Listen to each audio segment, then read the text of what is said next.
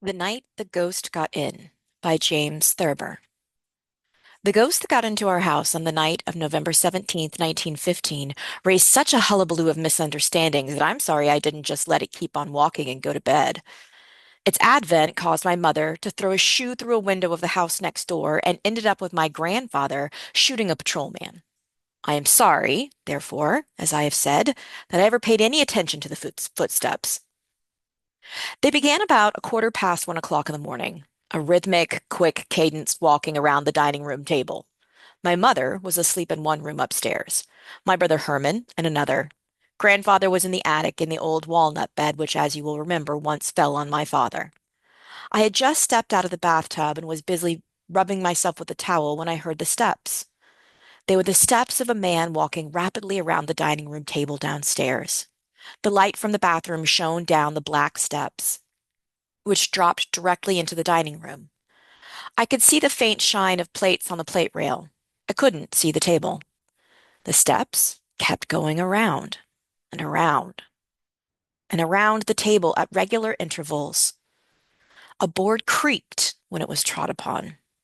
I suppose at first that it was my father or my brother Roy who had gone to Indianapolis but were expected home at any time. I suspected next that it was a burglar. It didn't enter my mind until later that it was a ghost. After the walking had gone on for perhaps 3 minutes, I tiptoed to Herman's room. Psst, I hissed in the dark, shaking him. Ugh, he said in the low, hopeless tone of a despondent beagle. He always half suspected that something would get him in the night, and I told him who I was. There's something downstairs, I said. He got up and followed me to the head of the back staircase, and we listened together. There was no sound. The steps had ceased.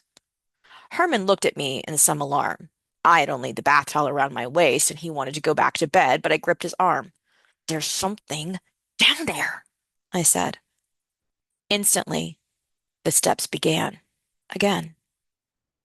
They circled the dining room table like a man running and started up the stairs towards us heavily, two at a time. The light still shone palely down the stairs, and we saw nothing coming. We heard the steps. Herman rushed to his room and slammed the door. I slammed shut the door at the stairs top and held my knee against it. After a long minute, I slowly opened it again. And there was nothing there. There was no sound. None of us ever heard the ghost again. The slamming of the doors had aroused my mother, and she peered out of her room. "Ugh, what on earth are you boys doing?" she demanded. Herman ventured out of his room. Nothing, he said gruffly, but he was, in color, a light green. What was all that running around downstairs? Said Mother. Oh, so she had heard the steps. We just looked at her. Burglars? She shouted intuitively. I tried to quiet her by starting lightly down the stairs. Come on, Herman, I said. I'll stay with Mother, he said. She's, all excited. I stepped back onto the landing. Don't either of you go a step, said Mother.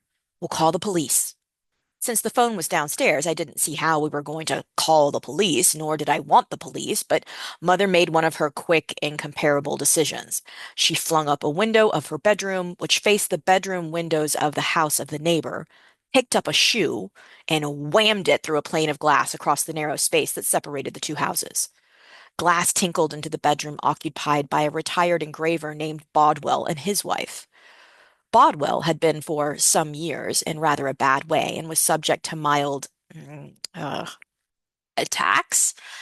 Most everybody we knew or lived near had some kind of attacks. It was now about 2 o'clock of a moonless night. Clouds hung black and low, and Bodwell was at the window in a minute, shouting, frothing a little, shaking his fist. We'll sell the house and go back to Peoria, we could hear Mrs. Bodwell saying.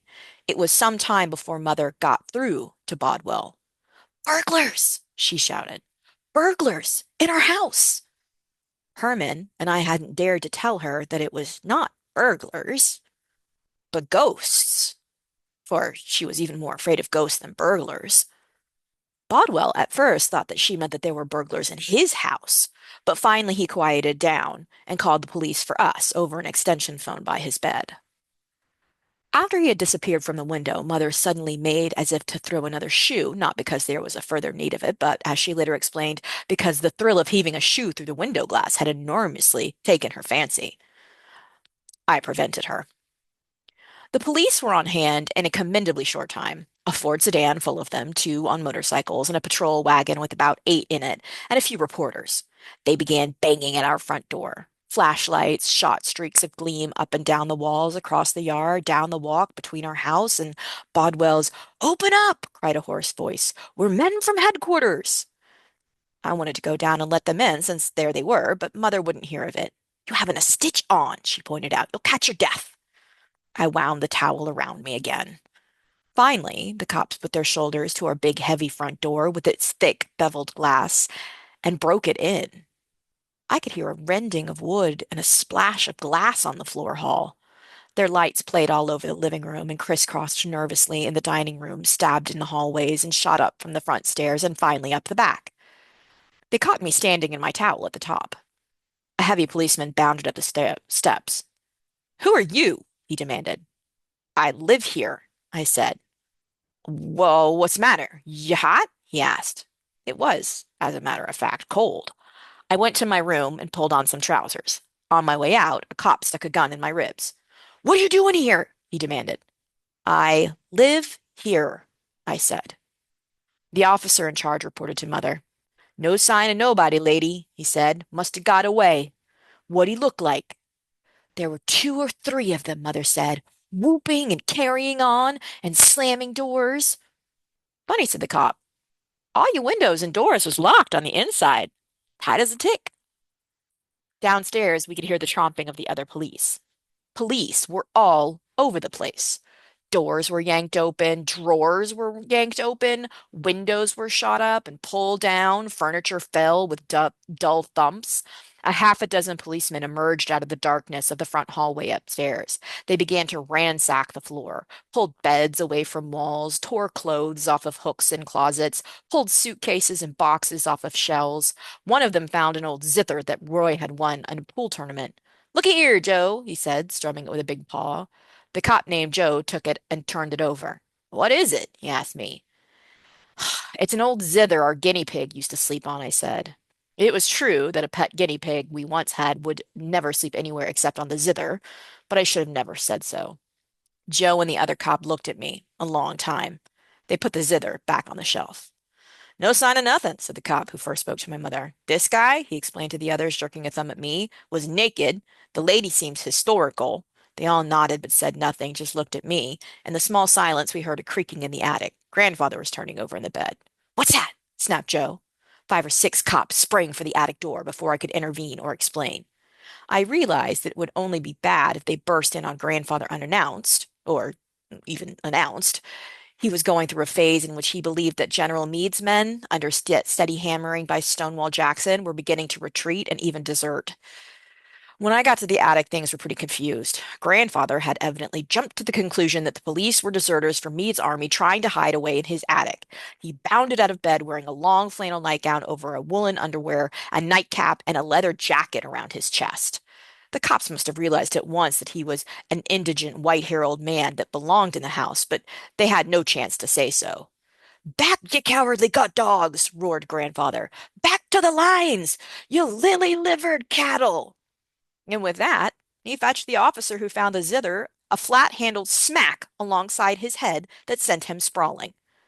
The others beat a retreat, but not fast enough. Grandfather grabbed the zither's gun from its holster and let it fly. The report seemed to crack down the rafters. Smoke filled the attic. A cop cursed and shot his hand to his shoulder. Somehow, we finally all got downstairs again and locked the door against the old gentleman. He fired once or twice more into the darkness and then went back to bed. "That was Grandfather," I explained to Joe, out of breath. "He thinks you're deserters." "I'll say he does," said Joe. The cops were reluctant to leave without getting their hands on somebody besides Grandfather. The night had been distinctly a defeat for them.